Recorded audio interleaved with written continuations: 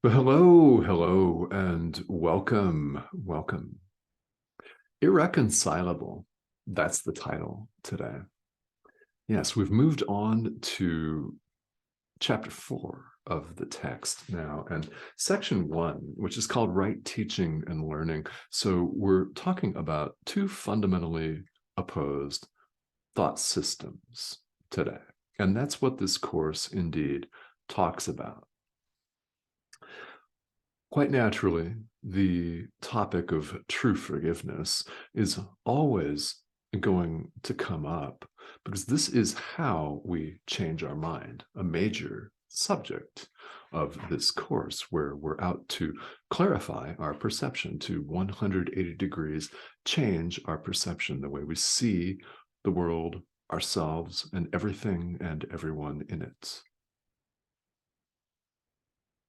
What else? A complete 180. Now, I've been over on my Patreon page talking about true forgiveness, and I invite you to click the link here and head over there. The live streams have begun. The first one was today. I'll be offering them weekly. So, yeah, check that out. It's in depth.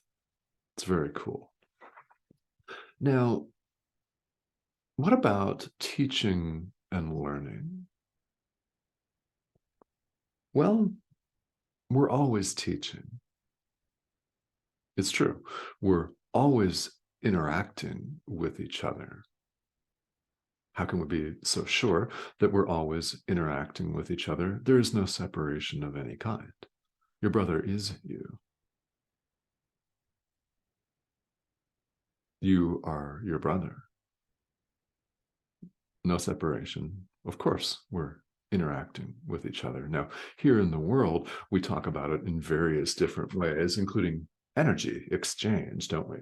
An energetic exchange. We're always teaching because we're always demonstrating. To teach is to demonstrate. That is something that this course tells us. To teach is indeed to demonstrate. So whether you hold yourself out as a teacher in the sense that I do, or whether you hold yourself out as a university professor, or you in fact are a teacher of school or a corporate trainer or a private trainer or something, whatever that actually looks like in the world, we're all teaching because we're all interacting with each other. So we're demonstrating the thought system that we believe in. We're either extending love or we're perpetuating fear. When someone walks down the street with a smile on their face, let's say they're walking around the neighborhood and the neighbors are outside, and you say, hello, good morning. You're pleasant to everybody. Genuinely pleasant. That's demonstrating one thing. And when you go around with a scowl on your face, snapping at people, flipping them off, for example, you're demonstrating something else entirely, aren't you? Because there is no separation at all and never has been, teacher and student are, in fact, the same. And what makes you an effective teacher? Well, belief in what you're teaching, number one, and also belief in your students, in their ability to learn it. Powerful. Again, any interaction that you have, even if it's just online and you never leave your home, you're teaching. What are you teaching?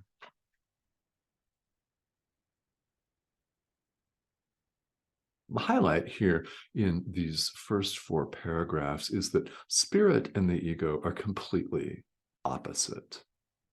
They're completely opposite, and Jesus tells us they're completely irreconcilable. And that they are. That they don't interact. The ego is a false sense of self. It cannot know. And spirit cannot perceive. Spirit, who we really are, knows of no subject-object distinction. There is no separation of any kind. Spirit and ego can't even relate to one another. They're irreconcilable completely. And paragraph 2 right here so articulately and beautifully shows us this. I mean, they're complete opposites. And when we speak in the practice of this course about our having a choice between exactly two options, these are the two thought systems, that of the Holy Spirit or that of the ego, spirit or the ego, God or the ego, life or death, love or fear, self with a capital S, self with a little s, the ego. However you choose to characterize this in words, that's what we're talking about.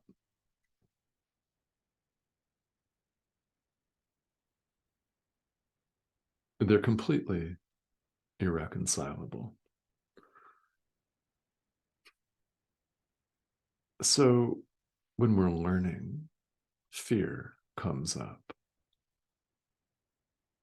It's worth spending a minute or two talking about this.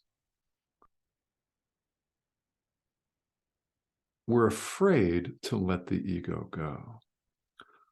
We want to keep control of our entire thought system and of all of our life when we're really honest about it. You may or may not consider yourself a control freak. You may look at someone like your mother and call them a control freak, or maybe your ex was a control freak and your boss possibly is a control freak. Whatever the situation actually looks like here in the world, we all want to have control over everything, and we can't. It's not possible for us to orchestrate and manipulate all phenomena here in the world and all people. The weather changes without our ability to do anything at all about it. It may start to rain or snow one day, and the next day it's brilliant sunshine. People don't behave according to our calculations. Dogs and cats, animals, people driving down the highway don't behave according to our predetermined expectations. So what are we afraid of? Well, we're afraid to relinquish our separate sense of self. And it takes time for us to really deeply and truly recognize that we're afraid to let that go. We want to keep certain forms of discrimination for ourselves, judgment and blame. We want to continue to hate on one political party, but love everyone else. And we want to continue to harbor a deep, dark grudge against our ex, but love everyone else. Forgiveness is either total or it's not at all. So fear that arises is fear to let go of the ego. And I would add, the ego is, in fact, fear. Gosh, isn't it? It's fear itself. Practice of this course is all about changing our mind. When we undertake to clarify perception, that's done at the level of the mind. You're not a body. I'm not a body. It's a pixelated image on your screen with what appear to be gray hairs. We're not bodies. And deep down, we know this. We are spirit. Yet we've chosen not to identify with that. We've chosen to see ourselves as apparently independently existing things called human beings.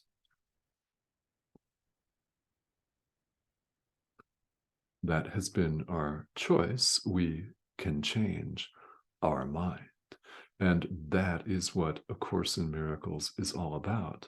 That's what A Course in Mind training is about. And it's not actually complicated, but what it requires is for us to pay attention and become aware of when we're engaged in egocentric thoughts and behavior, and to forgive, forgive anything that appears on the screen of life that makes us in any way uneasy or uncomfortable, sad, angry, afraid, depressed, frustrated. Anything irksome is an opportunity on a platter, a gift as an opportunity to forgive, to extend the miracle to the Son of God, which is what we're invited to do. It's what I invite everyone to do. So, in wrapping this up today, let's be glad that spirit and the ego are irreconcilable, that they're complete opposites. And you know which option we're invited to choose. As always, please, please, please ask for help from your inner teacher. It's very important to do that because our inner teacher will guide us. Beautiful prayer. Please direct my forgiveness. Ask. That's one that I've put to use in my own experience that has really helped me get out of my own way. I invite you to try that out and do the same. So, comments and questions, as always, here on YouTube are more than welcome. And the subscription button is right over here. Please feel welcome to hit that and subscribe. These videos I offer several times a week. The live stream, by the way, on Patreon's once a week. Go ahead and click that link if some live Q&A sounds like something that you'd be interested in. I'm beginning to offer that as a longer discussion and as a supplement to these videos, because consistency is important. So this is always going to exist, because we've got to be consistent in our application of true forgiveness, right? All right, guys. Thank you so much, as always, for joining me. I will speak to you soon.